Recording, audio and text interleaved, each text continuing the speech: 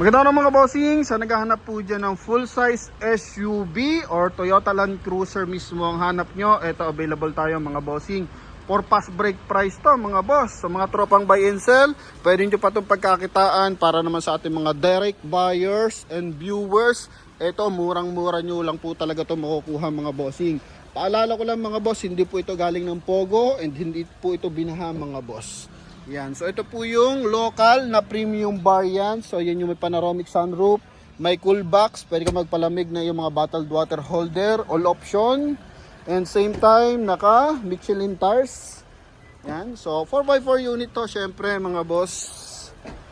So ito po yung B8 BX variant. So kung tawagin natin LC200 na naka twin turbo 4.5 na diesel engine mga bossing.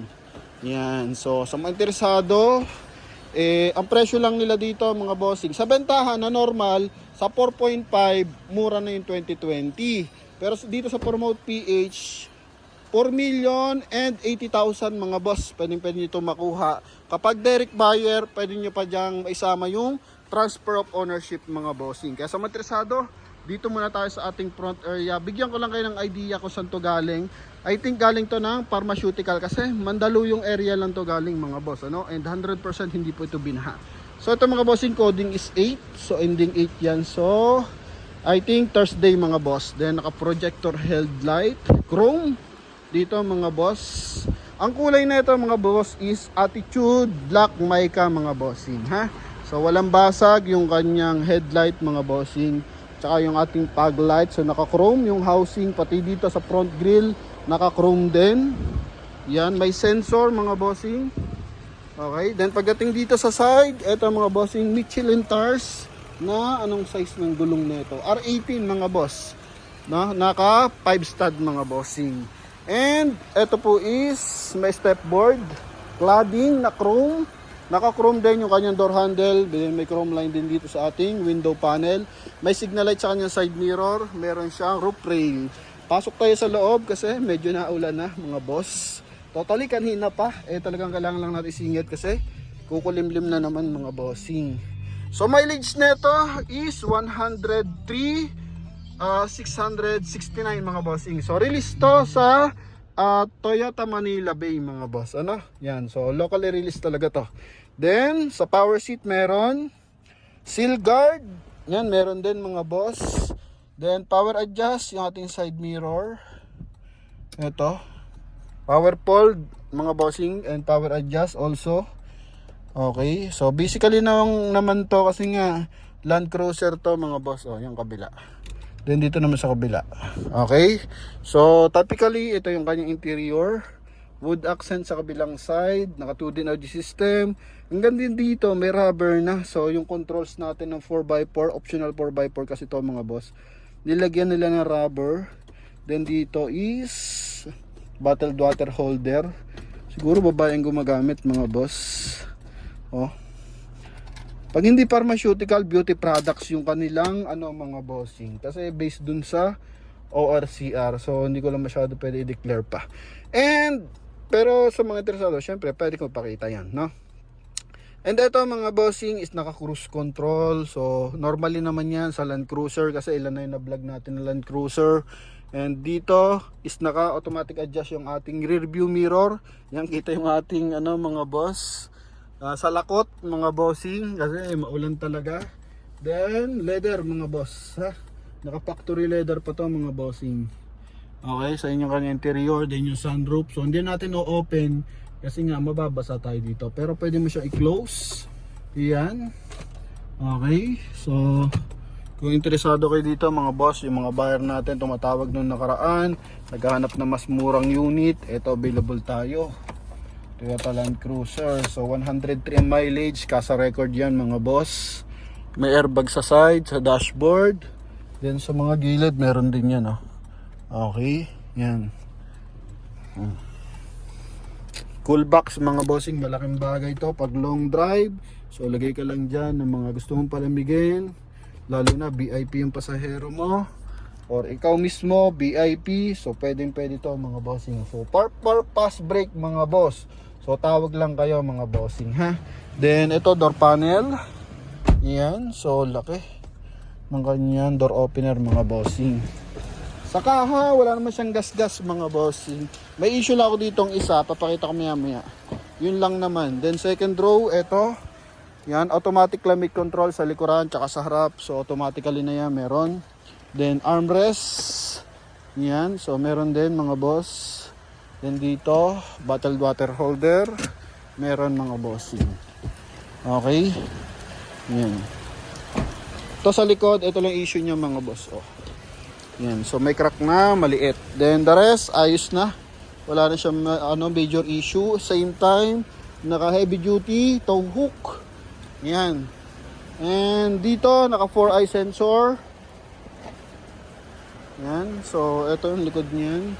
Kulay black ang interior kapag local. Kapag Dubai mga boss, is kulay beige. Yan, so buo naman yung mga panel. And guaranteed and tested. So hindi naman to binha mga bossing. Sa tested natin, tinest drive naman natin, goods na goods mga boss. Walang delay, sarap gamitin mga bossing.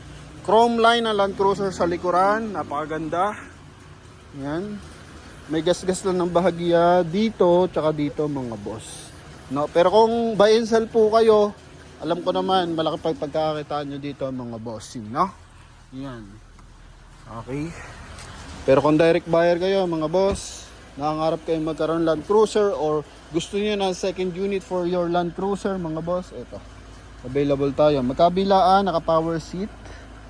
Yan. Then ito is release pa ng kasa to mga boss. Yung kanyang floor matting. Yan. Sa gulong naman, sobrang kapal pa mga boss. Okay, sa likod pala mo sobrang kapal. Sa harapan nasa 85 na lang, pero ito 90% red light pa to mga boss. Walang yupe yung kanyang mga stepboard mga bossing. Oh, ha? Dito is washer to ng headlight mga boss. May RFID rin, pero possible tanggalin niya kasi kalimitan nakakonect sa bank account mga boss. Ano? Yan, syempre pasili pa rin natin yung engine bay. Sa mga buyer natin dyan, tumatawag from Cebu, Mindanao, Norte, yan, Cavite area mga boss. Shoutout sa inyo mga bossing. Baka ito pasok sa budget nyo. Alam nyo namang mas mura to mga bossing talaga. Oh. Ito mga boss is naka Motolite XL. Yan, B8, D4D. Okay, so buo ang insulator. Wala sa mga yupe. Buo ang ating mga panel. Wala mga leak-leak. Totally, hindi pa to na-detailing kasi nga kasa record naman to. So punas-punas lang gagawin dito mga boss.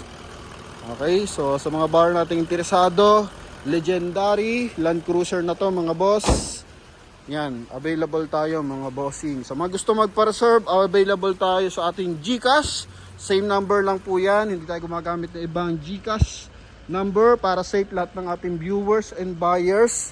Kasi kalimitan nakikita ko is na-scam yung iba kasi paiba-iba ng paggamit ng GCash number. Dito sa Promote PH, isa lang po yung GCash number natin. Kung yun, ano yung number na nakikita nyo sa ating screen, so doon lang po kayo magre-reserve ng 10,000 reservation mga boss. Pero kapag ganito, pass break mga bossing, so kailangan is limited days lang kasi marami nag-aabang dito mga boss. Ano? Yan, para sa ating mga mahal na viewers and buyers. So, thank you sa inyo. And hoping mapunta to sa talagang karapat-dapat mga boss. Okay? So, ito naman, wala mo tayong masasabi dito kasi legendary. Kapag Toyota Land Cruiser, ito na yung pinaka-top mga bossing pagdating sa business class SUV mga boss. Ano? So, may Lexus pa, may mas mataas pa mga bossing. Kumbaga, sa price range. Kasi iba naman is nasa 10M. Okay? So, ito talaga is typically ito yung pinaka best option. Yan. So sa mga buyer natin nagkaka-interest para dito, available po ito mga boss. So kung kayo interesado, tawag lagad sa Promote PH mga bossing. Ano? Yan. So maraming salamat. Sa specs naman, wala, maayos lahat mga boss. Kung hindi kayo mahigpit sa konting gas-gas, tsaka sa crack ng taillight na maliit, ayun, so pwede nyo itong makuha sa halagang 4,080,000 kasama yung transfer of ownership. Sa buy and sell, tawag na lang kayo sa akin kasi alam ko pagkakitaan nyo pa to mga boss. Ano? So yun, advance and congrats. Thank you very much sa lahat sa suporta. God bless. Hoping makuha nyo lahat yung mga dream car. Bye bye.